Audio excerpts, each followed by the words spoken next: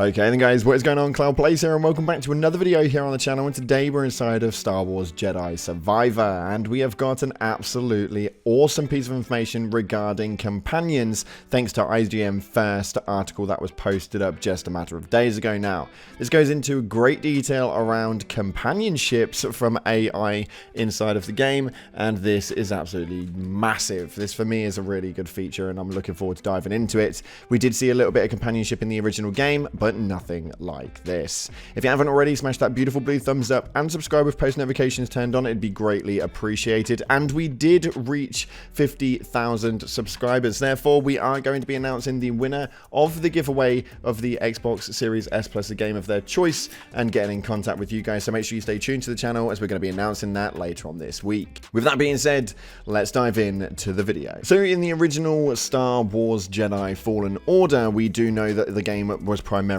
solo, and for the most part this game is going to be exactly the same, although NPCs are going to be acting completely differently inside of this game incomparable to the Fallen Order. We're going to break down this article, give it a read, and give us our opinions on this, as there seems to be quite a lot of information regarding it from IGN themselves. I'll make sure I leave the full article in the description below if you guys want to check it out, but let's dive on into what's being said. So they state, while Cal was part of a crew in Star Wars Jedi Fallen Order exploring the galaxy in the Stinger Mantis ship with his mentor and its captain, and eventually his former bitter enemy turned bestie, Night Sister Merrin. Once he was boots on the ground planetside, it was largely a fairly lonely adventure, outside of course of the companionship of the ever adorable BD-1, which we will still experience inside of the Jedi Survivor. Now that does actually change inside of this game though, thanks to the addition of Bode Acuna as a new character in Jedi Survivor, played by Noshir Dalal, who can be seen in the reveal trailer lending a hand to Cal both in the cutscene and in gameplay itself, where he executes a cool tandem finisher on a scout trooper. But Bode's presence as a companion character goes far beyond just cool finishing moves. It's apparently part of a system that Respawn has dubbed characters in gameplay. Now, what characters in gameplay is a term used initially at Respawn to differentiate between NPCs that accompany Cal in actual gameplay segments from characters that stayed behind a specific narrative hubs.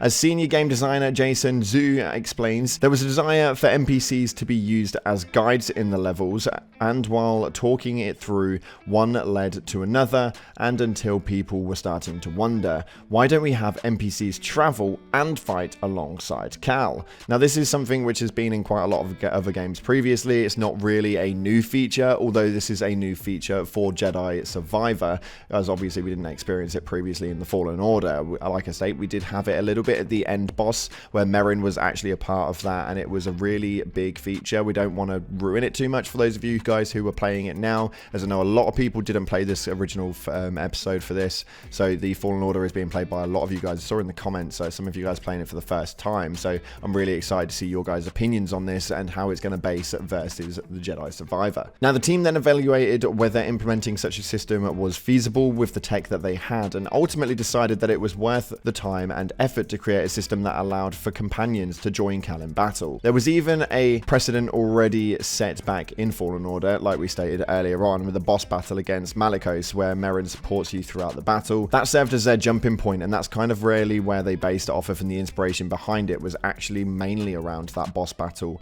against Malicos. When he's accompanying Cal though, Bode will actively participate in the fight. He can attack and kill enemies on his own, draw the attention of some enemies to take pressure off of the player, and you can command him to help you out by doing some sort of special move on a single target to disrupt them. To give a specific example, narrative technical designer Joanna Robb stated, when you see a good opportunity, you can give Bode the signal to perform the attack, and he'll use his jetpack to ram the enemy with a brutal drop kick, which actually sounds amazing. And then he quickly follows it up by slamming down a shock grenade to stun other nearby enemies. It's a great way to send a tough enemy flying, taking them out of the fight briefly, or you could run them down with a sprint attack to get a quick hit in. Now Rob goes on to state that there are a lot of other custom behaviors for Bode that help make him a dependable ally. Bode will respond to your own abilities and attacks with a unique of his own. If you force push an enemy, Bode will fire a charged shot that deals a ton of damage, and you can even force grab a probe droid toss it at a group of stormtroopers, and Bode's shot will essentially detonate the droid, causing a big explosion, which is mad, and actually the combinations we can do with that is going to be mental. They go on to state that we don't necessarily tutorialize all of these behaviors. They are just designed to give you these emergent moments that you totally find on your own, but feel almost choreographed like you're in one of the movies, which is, for me, absolutely spectacular that they actually are able to do that, and it's something that